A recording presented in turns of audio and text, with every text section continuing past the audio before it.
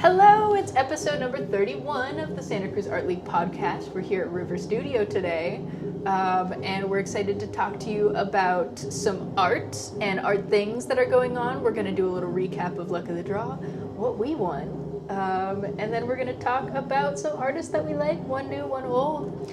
And we are going to highlight some of the local artists. We're going to talk about the link between two major art movements that you might not be aware of. Rules we're not supposed to break. So hey, we're here to educate yourself and show you a good time. Exactly. Join us. And I'm Anetta. And I'm Grace. In other news, friends, shall we do a little wrap-up of Luck of the Draw, the biggest fundraising of the year? Oh my goodness, everybody showed up and showed out. It was so much fun. We sold, I want to say like 89 tickets, almost 90 tickets of the 107 artworks that we had. And then after the show, or the event itself ends, the leftover artworks are available for purchase at the price of a ticket. So we did sell some more there too. So it was just so much fun. It was an awesome event. And I can say that as someone who is not the most social person and gets overwhelmed in a loud environments sometimes, it was so fun. I enjoyed it thoroughly. You did great as an MC together with Betsy. Yay, it was just so fun and so exciting. If you were there, sound in the comments, how was your experience? Let us know what you got. And yes, super exciting. I got personally an artwork I was aiming for. It was my second choice after the one that you actually won. I did. Which was jewelry. It's my second Angela Gleason piece now. I have a ring by her. And yeah, I was so excited. Because I was hosting, I didn't want my name to be in the thing and then like calling myself. So I just signed myself up for proxy via George Clooney, which, I feel like adds to the ambiance. Oh, George Clooney's getting a piece? Yes. That's me. I'm George Clooney. And I got my piece. Yes, I got Alex's piece. I'm gonna put it on the screen.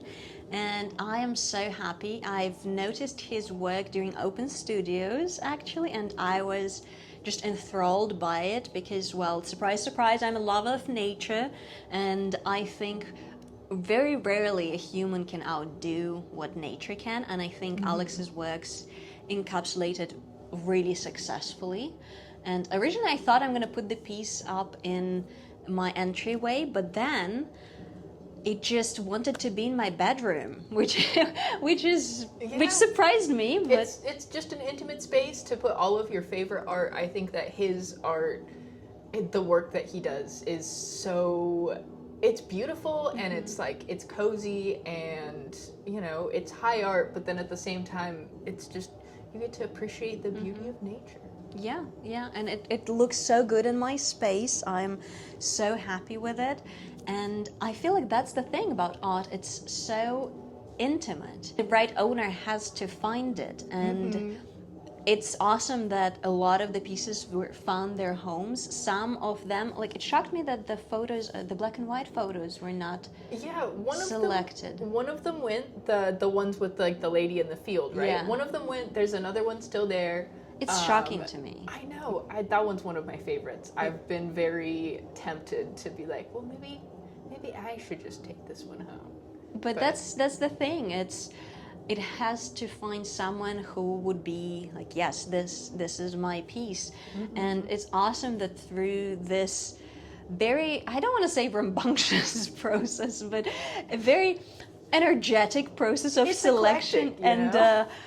Well, if you missed it, I'm so sorry. It was so fun. It was so much fun. Next year, you'll just have to enter. And I was joking with Grace that maybe next year I will submit some artful nude photo of myself for the sake of the arts to raise the funds. The nudes, they go, except for the photograph. Except for it's just shocking sometimes, but hey, that's just the beauty of art. And I'm glad that I found the piece that was genuinely calling my name. And besides the jewelry, yes, which I'm so excited. It's such a good choice. It's a beautiful piece. It's a beautiful piece, and it's also nice. I love that people are donating a variety of things, because not everybody has like wall space for art.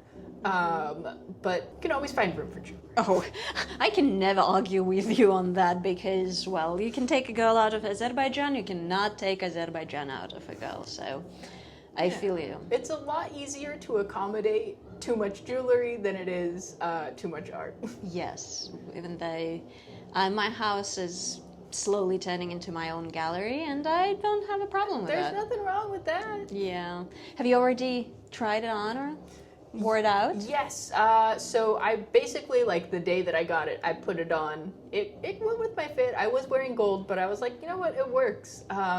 But I haven't had a chance to wear it out yet. I was thinking I was going to wear it today, but it didn't go with the fit, so... I would respectfully disagree with you on that. I think that's a piece that would go with pretty much everything. This is true. And this is true. I'm all for mixing metals, even though the surprising thing, and that goes into theme of things we believe about ourselves that are not true. I kind of thought I am a hater of mixing metals until I realized that I'm mixing metals all the time, and I actually wear it. I'm just... how would I put this? Theoretically, I hate it, but on practice, I do it. It works. I don't do it super often. I am kind of sorted today. This little, like, enamel ring here it's yellow enamel, but it's a silver ring. So, like, you know, it happens, but it's usually not my first choice to mix metals, which is, you know, a stigma that I carry. And you know what? It is a stigma, and I feel like with art, and jewelry is art, that's not up for debate in my book. As in all art, there are a lot of, like you said, stigmas. There were kind of rules we're not supposed to break. But I feel like if you do it tastefully and knowingly, it works. And talking about jewelry, I have my little platinum opal here with a...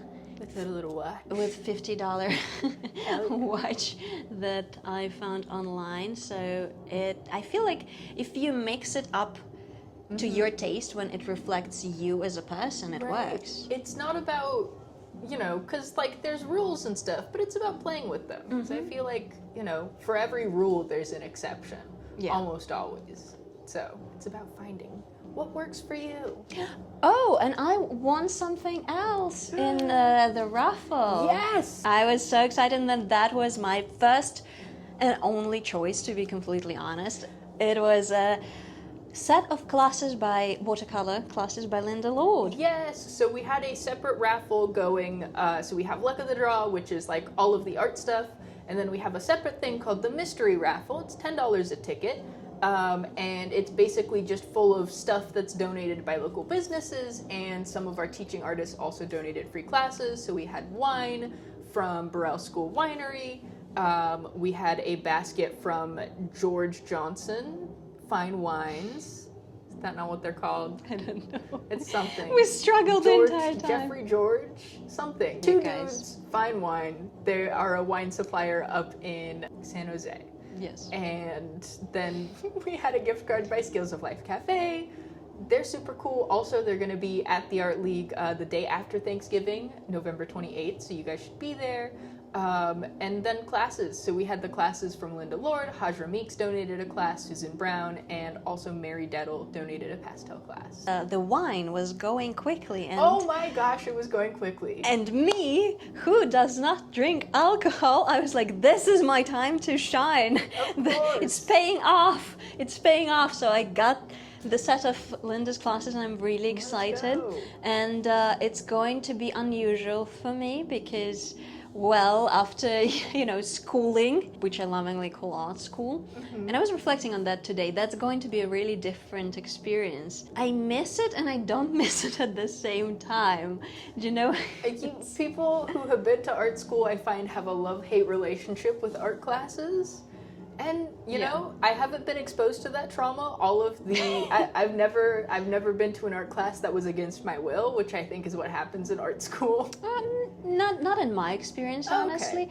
And for me, I don't know if that's a hot take, but I loved all the teachers and I loved all the classes. None of them were against my will. I was enthralled being there, genuinely.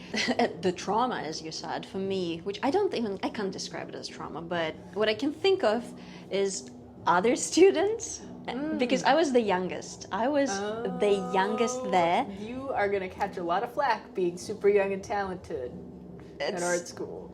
And it was tough. It was really tough. Being an odd ship in the flock, it was challenging at times. It's interesting too, because like to be weird amongst artists. Thank you. Such strange people already. Like, what do you mean you don't fit in with artists? Exactly. Oh man, that's got to be tough. Yeah, I'll tell you later if camera some of the stories. I don't know if YouTube would appreciate it, but hey, if you want to hear some of them, let us know in the comments. Maybe I'll share. Because like I'll be the first to admit, you know, sometimes when you see somebody who's like super young and they're doing art, and you're like, oh my god, they're so good. What am I even doing? My stuff looks like chicken scratches, and you're just sitting there like, I love you and I support you, but like, it hurts. Yeah. Like, you don't take it out on them. That's not their fault. That's a me issue. I was really good at ceramics. Some of the things my mom saved, and it genuinely, like, I would be proud to do it right now if I'm honest, and I don't know if I can. Do you sometimes look back at your old work from when you're younger and I'm like, damn, I've lost my spark? Sometimes. I look through old sketchbooks sometimes and I'm like, damn, she used to be so good. What happened? I feel like it's evolution. I think so. And also, like, I think I spent more time doing art when I was younger, and so, you know, of course it's going to look a little bit more refined.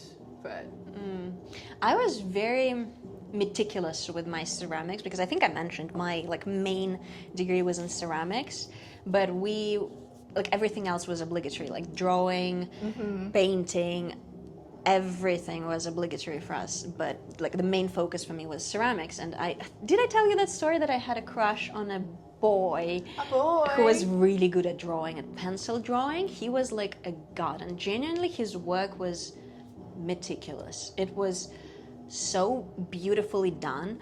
And I think because I was in transitional period myself, I was growing and aging and becoming a person, a woman. Yeah, a young woman, yes. Then I think 2 years down the line, when I looked at the guy, I was like, ew. You just liked his art. Yes, I really liked his art, and I think that's the power of it, because what he was creating was so beautiful and so powerful that it made me see himself in a completely different light. But when I hung out with him a little more, I realized I don't even like him. Yeah, there was an older girl who bullied me a little bit. Aww. But yeah, that's what you get for being a skinny odd kid in the group. Don't do that, I guess. Yeah. I don't know. That's the thing. I'm excited about the Art League classes because I know it's going to be a lot less different. Pressure. But I feel like, you know what? I thought about that actually a couple of days ago. Most likely I'm going to be the youngest in Linda's class too. But there's something about being like the youngest amongst like young adults versus like being the youngest amongst like a bunch of like seniors. Okay. Which like, I work at the Art League. A lot of our demographic is older. My dad also used to teach English to retirees when we lived in Japan, and so it was like having a bajillion grandparents. Like, I love hanging out with people that are way older than me. They're cool. They got some interesting stories to tell. Oh yeah, they do. I live for that, honestly. Yeah, the things that I have heard people say about just like the life that they lived. I mean, I shared here before that like Franklin Avery stopped by and like showed me a picture of him like photographing James Brown in like the 70s. I also went like plein air painting with Ed and another one of his friends. And he was talking about how he used to own a farm in New York, and I was like, oh, that's super cool. What'd you grow in New York? And he was like, weed. This was in the 70s. And he's like, yeah, I used to be right by an Air Force base too. And they'd like fly over the field. I'm like, how'd you hide that? And he's like, corn. Artists. I'm like, I'm hanging out with a criminal. I'm excited to see what comes out of it. And I think it will be a beautiful and humbling experience for me. I'm sure. Linda Lord's she's a firecracker, that lady. If you haven't seen her works, we're going to put some on the screen, and the classes that are still available, we're going to put it all right here. Thursday class always sells out. We were like, oh, would you like to donate a class? She's like, as long as it's a Tuesday class. So Watercolor Tuesdays is where it's at. And they also have their critique group on Tuesdays in the morning. That's when the Watercolor Society meets. Shall we remind you of December's critique group that you, my friend, you are attending it with your art. Get here. 6:30 p.m. Not here. To the Art League. Yeah, to the Art League. The gallery's that way. That way. That way. The tradition's alive. Of course. Yeah, we haven't shouted out Renoir yet, by the way. I thought about that too. Shout out to Renoir. Hi, Renoir. Hope you're doing good. And come to the critique group. In spirit. Physically, if you can. No. I'd love to see that. No. I'm just finishing watching Stranger Things for the first time. I'm on the last episode of the 4th season, so no spoilers. I've only seen the first season, I think. It's spooky. I'm gonna be completely honest. I don't like gory or spooky stuff. I'm easily impressed. I'm very impressionate. Is that the word? Impressionate? I think so. Okay. You're very impressive. Thank you. I don't like the battles and the poking the heart out and all of that. The violence and the gore. Yeah, not a fan. But I have to say, I'm a big fan of the Stranger Things. Interesting. I'm finding a lot of allegories and metaphors in it that are applicable to everyday life as an artist. Of course. I do appreciate like movies with good like body horror, like Cronenberg-y movies. Okay. Not like slashers necessarily. I don't know what she's talking about. Yeah. Like slashers would be like, stabby, hacking the person up. I don't like that. I like it when somebody's like, I've been cursed and I'm like twisting and turning in ways that a body shouldn't. That's what gets me. Well, if you can relate, write it in the comments. Let us know what kind of scary movies you like. It freaks me out, but I just think it's cool. I don't... You see, I live in my own world that is nice, and I worked really hard to make that world happen. So when I'm exposed to something really atrocious, I'm like, how did your mind come up with that? But not everybody lives a nice life, Anetta. Well, You're like, don't inflict it on me then. Well, I've worked really hard to have that nice and to crawl out of the flipping horror, and it was difficult, and it was a lot of work, and I don't want to go back, okay? That's what the scary movies are for, so you can just get like a little bit of like, oh, it's scary for those people, but I'm okay. No, you see, I've seen scary things in life, and I don't want to go back. Please don't make me. Please don't make me. Even though some artists do, like, again, I think Stranger Things does a great job, and I'm going to be completely honest, because it was, I'm late on the train. It was so popular that I had like that little rebellion in me of like, I'm not going to watch it. So because they're coming out with 5th season, I was like, okay. And it's said to be the last one ever, I think. And I'm like, okay, I can do that. Once you're done with the production, I can watch it. But when everyone is talking about it and it's talk of the town, and it's still happening, and you're like, also Netflix just like cuts things short for no reason all the time. Do you know what I don't appreciate about modern kind of cinema?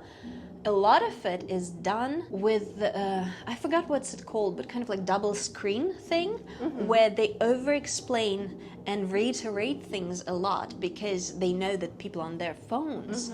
And to me, it loses a lot of the meaning because sometimes it's just kind of a little too on the nose and too obvious. There's no subtext. It's like, for example, they would reference something that happened in the previous episode, like we lost our minds and do not remember. And it's just like, for example, if it was a conversation between Grace and Anetta, I would be like, well, because we worked for the Art League and there was a fundraiser, the Art League that is on... The Art which League I know. On 526 Broadway? What is this, a commercial? And you kind of want to be like, I know know. Like, why are you being can weird? I skip past this dialogue? Yeah. They gotta film like 2 things. One for people who are gonna be on their phones and one for people who aren't. I think, do you know what? I think that's a great idea. Because for me, it's like, seriously? Yes, we were paying attention. Right, and I'm like, the fact that this is so boring is the reason I'm on my phone. If it was more enthralling, I wouldn't be. It's kind of like an epidemic with the phones. I think we just need to be mindful and put it down and leave it alone. I feel personally attacked. Okay, well, I've worked hard on my phone addiction and lowering my screen time and putting a strict boundaries around it. And ironically, when I create art, I don't know why I said ironically, that's literally not necessary in this sentence, but when I make art, my phone, like, I don't know where my phone is. And like a lot of the time during the day, I have no idea where my phone is. I usually have my phone with me when I'm making art because I take reference photos on my phone. It's kind of an integral part of my art. Interesting. Which is, because I'll go take pictures of things, or I'll be looking at pictures and be like, this is what I'm gonna draw. So it's hard to separate my phone from my process. And actually, your art even features the phone and the chords sometimes. Yeah, my phone's in there. When I used to work at Mobo Sushi, there was this other sushi chef, Ricky, from Japan. He grew up in Hokkaido. Shout out Hokkaido. But he was like 70-something, and one night we're like closing up, and my coworker who's working next to him came over, and he's like, Ricky just realized that his phone is his best friend, and that's really interesting. And I'm like going over there to help clean up, and he's like, I want to be buried with my phone when I die. And I'm like, hell yeah, Ricky, let's go. There's something about like, everybody in Japan is constantly talking about like how they're gonna die all the time. Very glib society. Plus, like, if you've been around seniors, they're always talking about when they're gonna die. So if you meet an old Japanese person, it's like doubly so. Interesting. You just be like, everybody dies. I'm gonna die soon. I'm like, okay, Ricky. At least they're not in denial. Yeah. Is that a mean thing to say? I don't know. I do it too sometimes, where I'm just like, if I die, I die. I mean, we all are going to die. And I feel like art is the way to leave our mark on this world. Achieve immortality with your art. And I think it's one of the best ones because, hey, the art that we have from thousands and thousands of years ago, that's immortality in its finest for me. Nobody's gonna remember that I was a jerk or that I was messy. They're gonna be like, that art's pretty cool. Isn't that the thing? And I feel like that should be a good transition for us to immortalizing the art. Yes. Let's do double exposure. Let's talk about some immortal artists. And I almost said double feature, for the love of God. I'm infected. Yes. And this week you have a contemporary artist. Yes. So I'm starting. Actually, the artist that I wanted to talk about, we have her work literally right here. Oh, how cool. Her name is Hermelinda. And she makes alebrijes, which are these little Mexican traditional folk art. They're made out of wood or paper mache, but they're really cool stuff. I have her Instagram also, but I'll make Anetta film that later. They're really beautiful.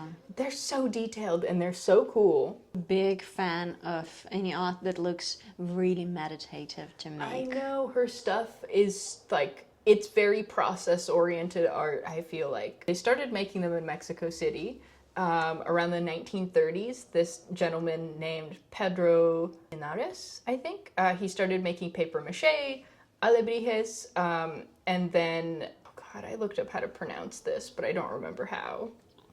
Oaxaca? Oaxaca. Keep on wanting to call it Oksana. It's not Russia. I don't know how to spell. Anyways, but yeah. So they got adopted by artisans in Oaxaca who started making it out of copal wood. And then it just kind of took off. But I think that Hermelinda's art is extra cool because she's local, she's in open studios, and she also brought all of these beautiful pieces to be featured at River Studio for our little Day of the Dead. They're usually they take the shape of different animals, and they're meant to be like spirit animals, and they have all these crazy patterns on them.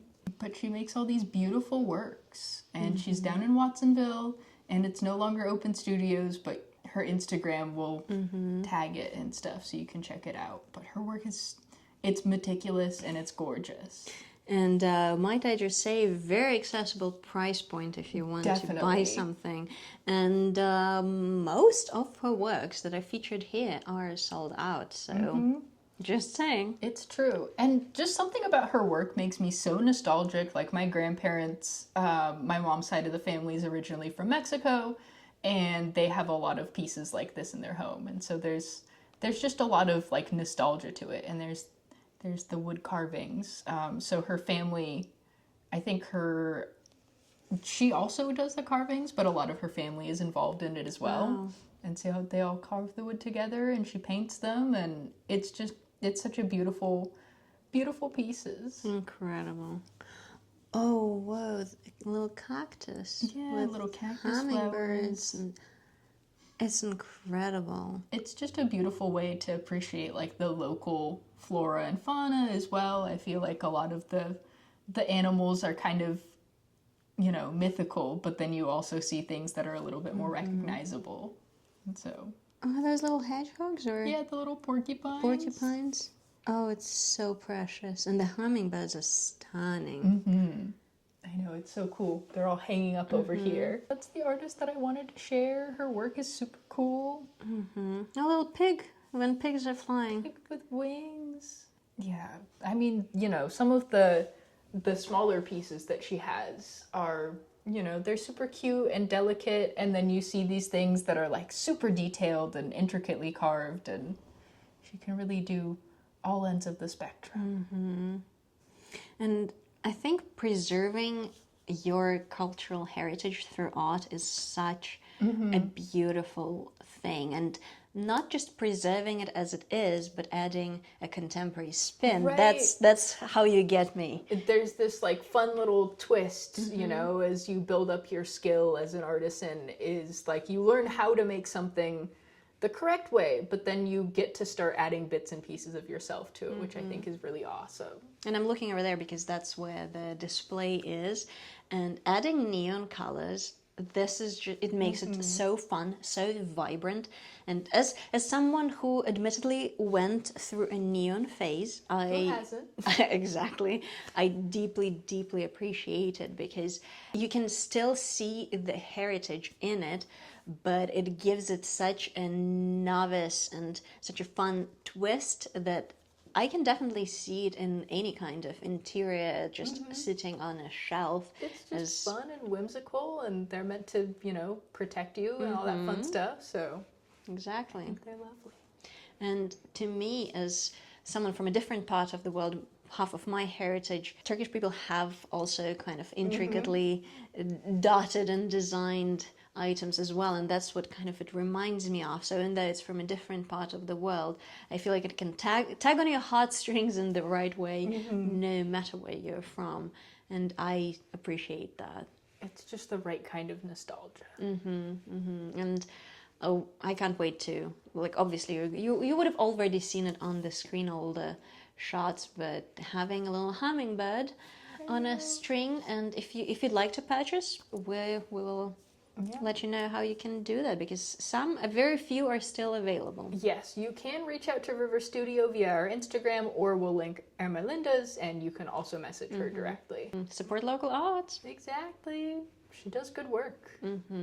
Well, thank you for sharing that. It was super fun, and I'm glad. I think isn't that the first episode where we're actually showcasing you the art as it is, and not just showing a screen recording. That's really fun, and I'm glad Hermelinda was the one to kick us off in that. Maybe going forward there'll be more of that. We might sneak into the gallery for a couple episodes and talk about an artist. Louvre, we're coming for you. Where's our fluorescent vests? Yes, we're gonna steal your jewels. I can't believe we haven't talked about that, but I feel like it's been talked about enough. It's been talked over, you know. They went in there, they got the jewels, good for them. They knew what they were doing. All right, out with the new, in with the old. This week I would like to talk about Manet. And talking about art school, I'm having some flashbacks. We were schooled to differentiate between Monet and Manet very strictly. because you cannot mix the two. And this week, I am going to talk about the Manet with an A. Edouard Manet. I was thinking Monet, but I was wrong. No. I would be beat up at art school, it sounds like. Well, you know, if you would have been what we've been through, you would have distinguished the two. The way for me to remember, like how I remembered as a child, by their first names. Claude Monet with an O and Edouard Manet. And they are different people. It turns out. And out of the spirit of rebellion, I decided to start not with the ever so popular Claude Monet, which we might talk about later. I was thinking about him this morning. We talked about Impressionists a good bit, but he's a good one. He's if anything, he's very popular. But I want to shout out Edouard Manet because he is believed to be the key figure who actually was facilitator of the transitioning from realism to Impressionism. Really?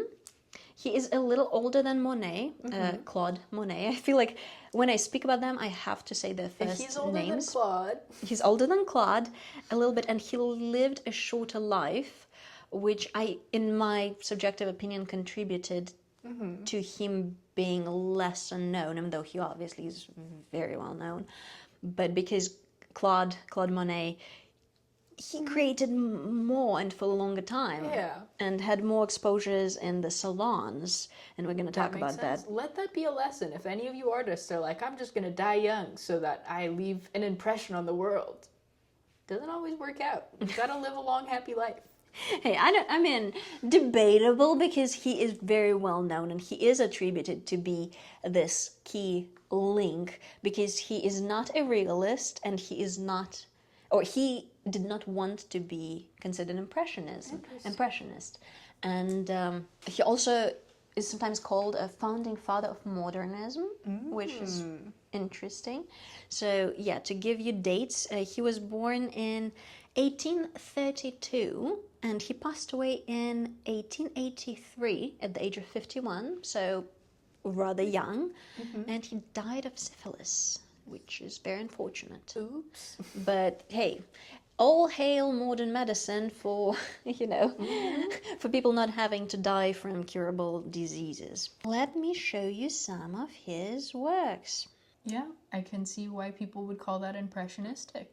Yes, and he had harder time in the salons, the ever so famous French salons, because once you're in the salon, your works are in the salon, you kind of made it.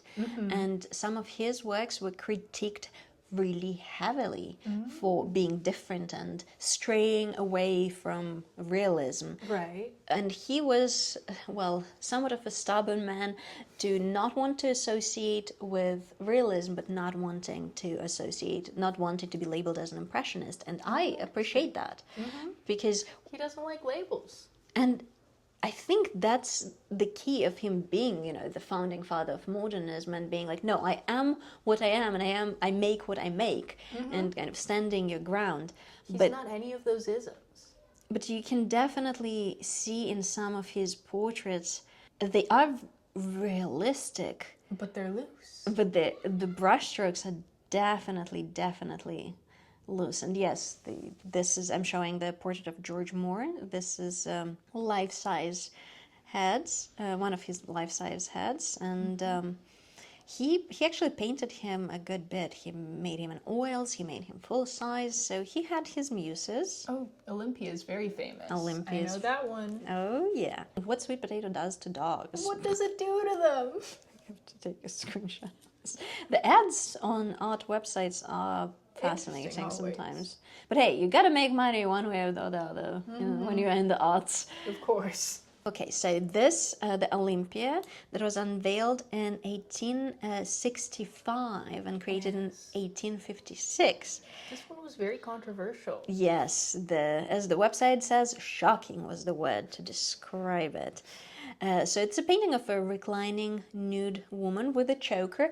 If you ask me, it looks rather contemporary to me. Yeah, she was a lady of the night. She was a sex worker. But it was not common so a lot of nude women are painted in art all of the time, constantly.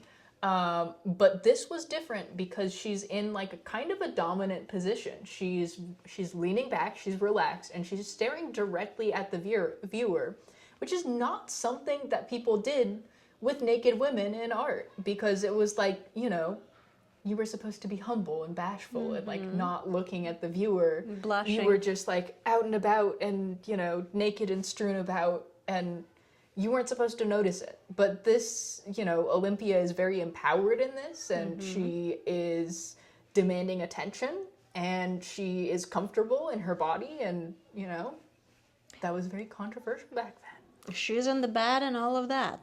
And the fact that it was so controversial, it had to be protected by 2 policemen. The canvas had to be protected by 2 policemen. Oh my goodness. That's how outraged the public was.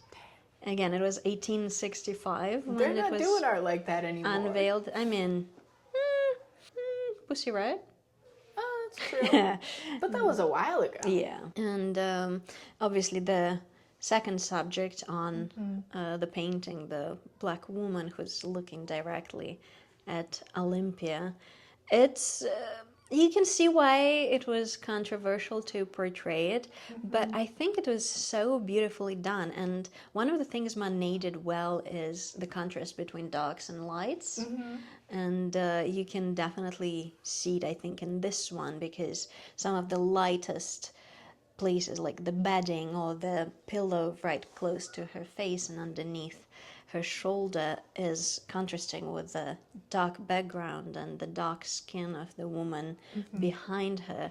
It's beautifully done, and the floral motifs that reappear in his paintings a lot, here you can see distinctly in her hair and the bouquet that the woman is holding, and it looks like a robe, I think. like either a robe or a blanket that you can see very loose florals, but you can still read it as being a motif in it. So it's kind of sprinkled in between, and the drapes behind also give somewhat of a motif together with the wallpaper, but you can't distinct it too well, which kind of tickles that realism where you can still make what it is, but it's just an impression, dare I say, which, you know... He is going to come and yell at us.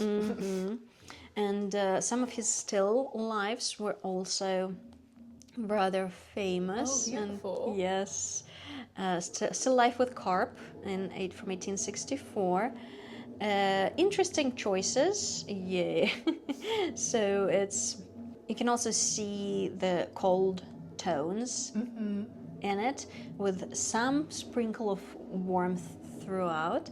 And the most famous that combined the two, actually, the portrait and still life. I'm gonna try to find it quickly. I think, no, that Spanish singer was the one that was also really famous. Oh, yes. Bar at Faux Berger from 1882. This was actually his very last painting. Interesting. And I feel like it concludes his life work so beautifully, because the longer you look at it, the more you notice. There's so much packed into this. And I feel like this is a theme, and I feel like this is truly a culmination of his work, in my subjective opinion, because you can see some of the, what you can consider still life, with a vase with the tangerines, bottles, little vase with the flowers. And then if you look at the figure, you can very much see her emotion and her face, the blush, her necklace. And then the more you allow your eye to relax and spread through the canvas, you notice the 2 figures standing right behind her, and then you kind of realize that there's an entire crowd behind her. It's just, there's so much going on, and you can tell that, I think this back area is a mirror. I always thought that it was just like a full mirror behind her, because this is kind of reflected here. But it's hard to say if there's 2 figures behind her, or if that's like her They're reflected. in front of, I think they are reflected. This is the piece that you want to look at, because it's just so enthralling, and the way the background is done on the contrast to those little details on the tangerines, little flicks of light that you can very distinctly see in the candelabra reflecting in the bottles, and the chandelier is reflecting in the bottles. It's just so beautifully done. And I also, one thing that I adore about paintings, always, is when you kind of zoom in and you're like, that's not really shaped like a person when you look at those brushstrokes. Like, that's just kind of a glob of paint. But it reads. When you step back from it, it reads, and it looks so accurate, and you're like, yes, that's a person, and there's reflected light from their table coming up onto their face. And yeah, it's just fabulous. This is one of my personal favorite works of his, because I feel like it has everything, and all down to the outfit, and I'm big lover of fashion, and her jewelry, you can still make out all of it while maintaining this complex background, and it's just so fascinating. And well, again, in my very humble and controversial opinion, this is better than some of the Claude Monet's works, but don't come for me, okay? Don't come for me. He also, like Claude Monet, he had a lot of subjects in the gardens, out in nature, plein air, but they're very different, because I feel like he captures so masterfully that just edge between realism and impressionism, because when you look at the palm leaves and the vase and the buttons on the woman's blouse, he chose to make them so detailed. Right. It's like he plays with like the tight and the loose elements of his paintings so well. The bench there the lady is sitting on and the man is leaning on might as well be extremely realistic. But then the flowers in the background and kind of the details on the face is just very loose. And the man, I love how the man's face is more blurred, and it's just look, so we can tell where his focus is. I mean, the woman being bored by a man pestering her has been a subject of art for a reason, for centuries. Has this happened to you at the park? It likely has. Many times. If it hasn't, where do you live? Yeah. I want to know. That's the park I want to go to. I know, right? This one reminds me of The Sergeant. Oh, yes. Do you know what I mean? Yeah, it's delightful. I love paintings of like just day-to-day family activities. This is just a mom and her kid, and a laundry from 1875. And I feel like it does a great job of relaying the mood without being too detailed. I feel like the kid's looking a little confused or kind of like in it, and they're looking. They're trying like that sometimes. You know, like the kid is trying their best, and the lady is affectionately looking at the child in this beautiful garden, and it's gorgeous. And I'm like, there's no way that that's actually what their garden looked like. And did it? He has this magic way of relaying the mood, but you see the big flower that's kind of covering the hanging laundry. Like, that's not likely to be that way. Right. It's like magical realism. But that's how he saw it, and it feels very real. And I'm just a massive fan of it. There's such a wonderful sense of space in all of his paintings. Just again, being a little annoying and contrast him with Claude Monet. I do not want your cookies. Let's see Claude's work. No, that's not Claude. That's still Manet, and that's his garden bench. Wow. This is the garden in Versailles. I think they're very different, but let's see. Claude Monet. Put two contrasting images. This I really love. This. Look at all the nasturtium. I love nasturtium. Lesser known painting of Claude Monet. It feels like a low-res photograph. Yeah. I'm gonna show you two photos. One Claude Monet, another is Edouard Manet, and you can see how different they are. Claude Monet's are a little more dreamy, in my opinion, and they're a little more melted. Exactly. Though, like if you zoom in and look at the details, you can see that the brush strokes are. They're very loose. They're very on there. And where's our bench? I feel like this is still quite impressionist because you can see the strokes being rather large. It gets impressionistic in parts, and then you go to these other parts, and it's very tight. Yes, and I feel like it's done so beautifully. And how do you remember how the bench from the lady and the gentleman looked ultra realistic? I feel like this is kind of the focal. He pays attention point. to benches. He pays attention to ladies and benches, and that's all he does. I like it because it kind of mimics the way that human vision works, where like where you're looking, where your focus is very in focus, and then everything else is kind of fuzzy and hazy. Yeah, I'm gonna be completely honest. As a teenager, I loved Edouard Manet more than I loved Monet. I don't know if it was out of protest because he was like lesser known, even though he came first. You know? He did it first. But I feel like because of how essential he is to both movements and him being this integral link between the two, I feel like he deserves to be talked more about. Yeah, of course. And his works are just so beautiful. So he does incredible work. I'm glad I was able to highlight it for this week. Hope you enjoyed that. Another segment of double exposure. Yes. Got it right this time. Maybe there are people who do not know that there are two of them. Two different. There's a different people. A couple Monet and Manet. Yeah, and they're only spelled different by one letter. They're very different men with a very different impact on the world, and one is just way more popular. But here I'm gonna stick for the underdog. You know. All right. Hey, we like an underdog here. Everyone likes an underdog. Hey. We like a good story of something, I don't know. A man who died of syphilis. Sorry, could not resist. It happened a lot more than you think. I mean, sure. But hey, that was double exposure for this week. Do we have anything else to cover for the Art League? I think that's what we got for the Art League so far. Our member show is coming up. Be sure to be there for First Friday. If you can't be there for First Friday, be there for the Friends and Family Community Day, the day after Thanksgiving. And also, the critique group, December 2nd, be there. You have to be there. I don't know what I'm going to show yet. I don't care how far you have to travel. Book your plane tickets. Yes, train tickets, plane tickets, gas up your car. Find that boat. Yeah, bicycle if you have to. Absolutely. And on that note, we are going to leave you. Hope you enjoyed the episode. See you next week. Don't forget to like and subscribe. Leave us a comment, smash that like button, the notification bell. Exactly. Have a good day. Bye. Bye.